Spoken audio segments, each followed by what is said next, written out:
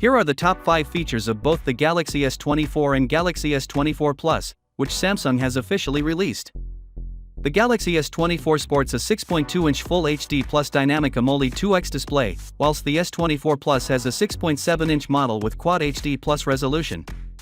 This time, both displays have a 1:120 Hz refresh rate, a peak brightness of 2600 nits, and the greatest manual brightness will be 1500 nits, which is much better than the previous year's models, which had roughly 1200 nits of high manual brightness.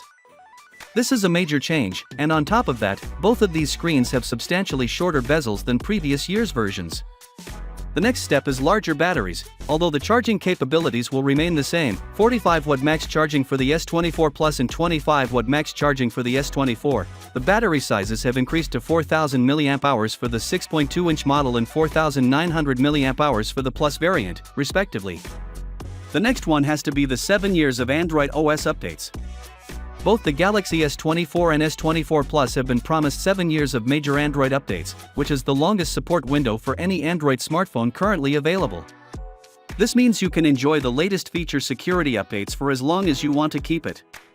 The fourth option needs to be the Snapdragon 8 Gen 3 processor, or the Exynos 2400 chip in some other areas. The Snapdragon is an 8-core chip. The Exynos CPU has 10 cores instead.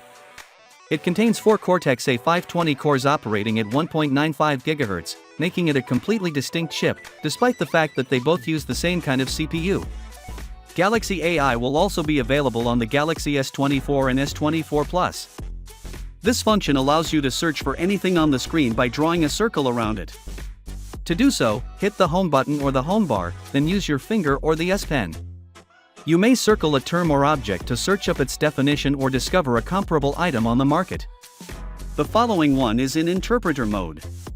This function allows you to translate any text or voice on the screen in real time using a split-screen experience without the need for an internet connection. Finally, what are your thoughts about it? So with that being said, let me know your thought in the comment below, and if you are new here, please subscribe. Peace out.